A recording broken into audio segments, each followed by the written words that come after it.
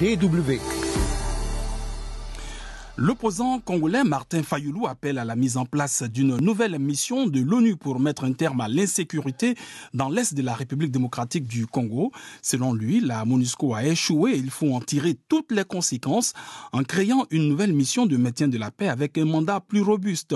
Martin Fayulu accuse aussi le Rwanda et l'Ouganda d'agresser la RDC et il critique aussi le silence de la communauté internationale face à ce conflit. Il était ce mercredi en visite dans nos locaux de la DW.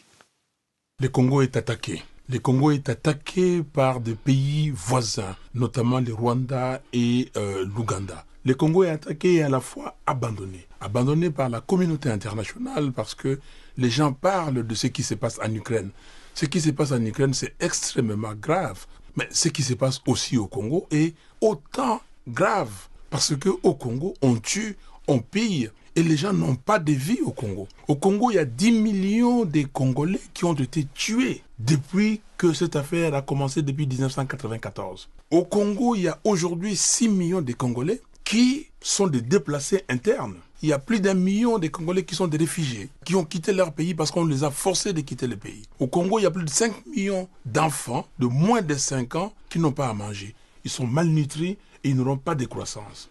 Le problème, ce ne sont pas des rebelles, c'est des armées étrangères attaquent le Congo. Il faut que les gens le prennent comme ça. Alors, vous citez le Rwanda qui serait l'agresseur du Congo. Alors, quel intérêt a le Rwanda à agresser le Congo? Mais le Rwanda a l'intérêt. Le Rwanda dit qu'il y a une partie de son territoire qui se trouve au Congo. Le Rwanda exploite les ressources naturelles du Congo. Les coltans congolais, l'or congolais. Et vous avez des preuves que le Rwanda exploite toutes ces ressources? Mais le Rwanda les met dans ses exportations. Le Rwanda a une raffinerie d'or. Le Rwanda n'a pas d'or dans son sous-sol.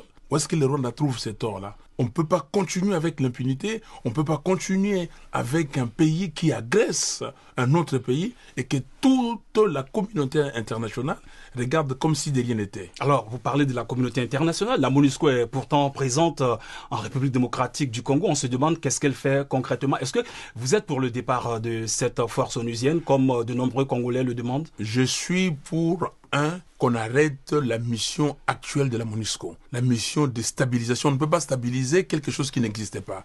Mais je suis par contre pour qu'on établisse une autre mission, un autre mandat, une mission des Nations Unies qu'on appellera Opération des Nations Unies au Congo pour établir la paix au Congo. Donc c'est très clair. Aujourd'hui, la mission telle que dessinée par les Nations Unies, cette mission a échoué. On n'a pas pu maintenir la paix.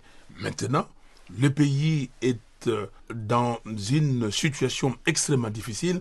Le pays est attaqué. Il faut une mission robuste des Nations Unies, une mission où les gens vont combattre, comme on a fait en 1960, en 1964 au Congo. Alors, il y a l'Afrique de l'Est qui tente aussi de voler au secours du Rwanda, le Kenya qui va envoyer des soldats dans l'Est de la République démocratique du Congo. Est-ce que la solution aussi, elle ne peut pas être sous-régionale, les pays amis de la RDC? Vous avez déjà vu le pyromane qui va aller lui éteindre le feu? L'armée kenyane ne peut pas se déployer au Congo parce que l'armée kenyane ne peut pas aller combattre l'armée rwandaise ou l'armée ougandaise. Ils sont dans Eastern African Community entre eux depuis longtemps. Ils se connaissent, ils ne vont pas se combattre. Voilà l'opposant congolais Martin Fayulu que vous pourrez réécouter demain dans notre édition des 7h temps universel. Il s'exprimera cette fois sur les élections de 2023, la présidentielle de décembre 2023.